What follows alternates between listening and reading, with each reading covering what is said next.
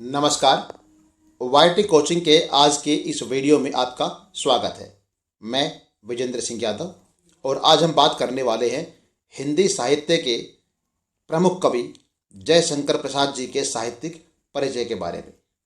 पहले हम उनके जीवन परिचय के बारे में बात करेंगे, फिर उनकी रचनाओं के बारे में बात करेंगे, फिर उनकी साहित्यिक विशेषताओं के बारे में बात करेंगे और अंत में बात करेंगे कि उनके काव्य की भाषागत विशेषताएं कौन सी है। तो आइए चर्चा शुरू करते हैं। हिंदी साहित्य के आधुनिक कवियों में शुमार जयशंकर प्रसाद का नाम सर्वोच्च है।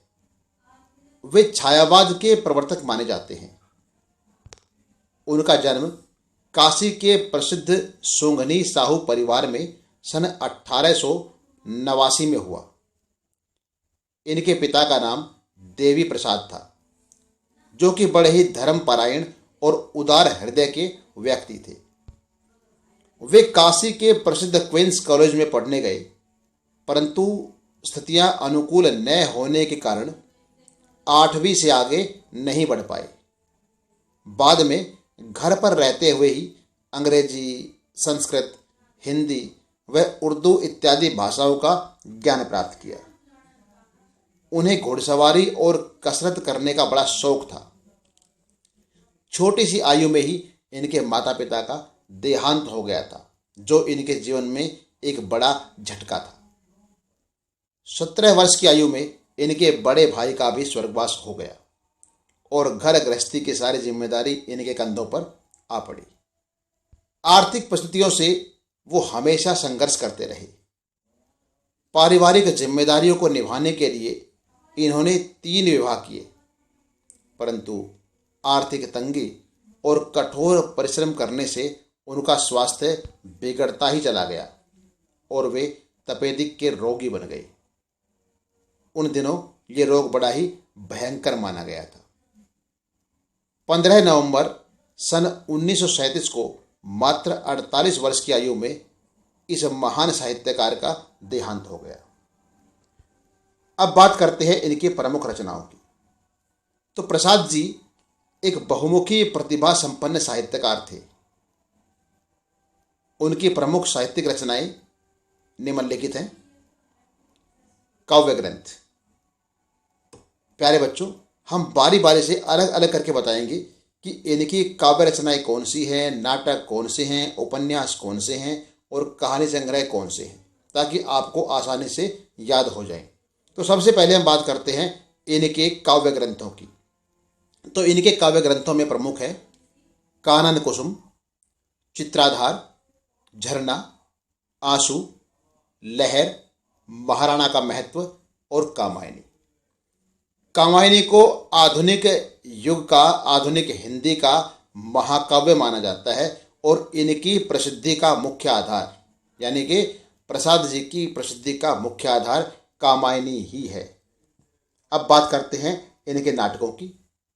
सज्जन, विशाख, प्रायश्चित, करुणालय, कल्याणी, परिणय, राजश्री, अजातशत्रु, कामना, चंद्रगुप्त, स्कंदगुप्त, विक्रमादित्य, एक घूंट और ध्रुव स्वामिनी, ये इनके प्रमुख नाटक हैं।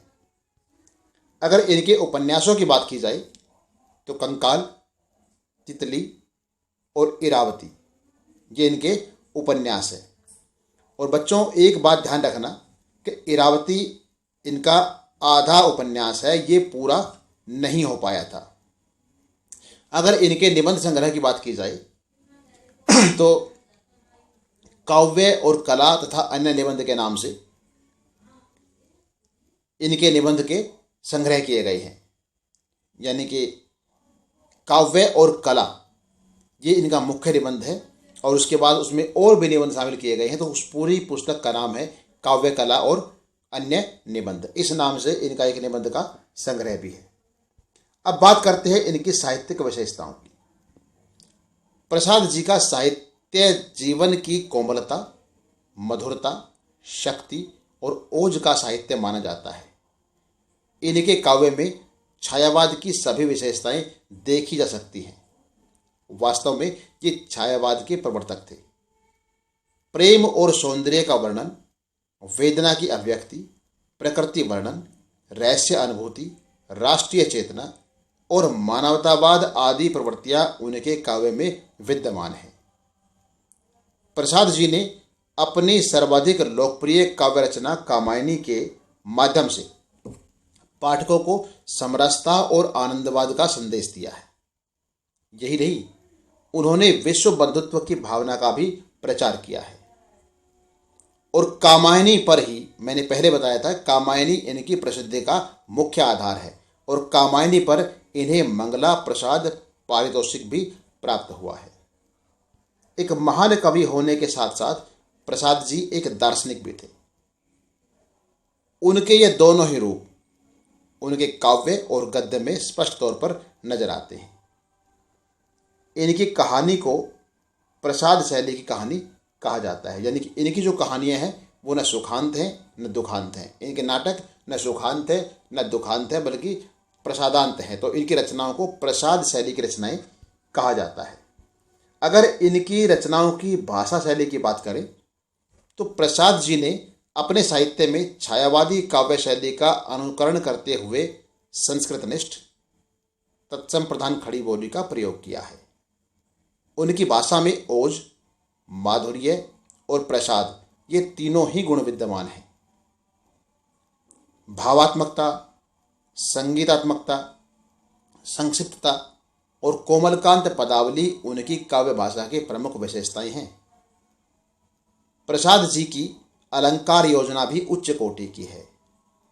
उन्होंने लगभग सभी अलंकारों का सफल प्रयोग किया है। अगर रस की बात करें तो इनके काव्य में करुण और श्रृंगार रस अधिक देखने को मिलता है। शैली की लाक्षणिकता इनकी काव्य भाषा की एक अन्य प्रमुख विशेषता है।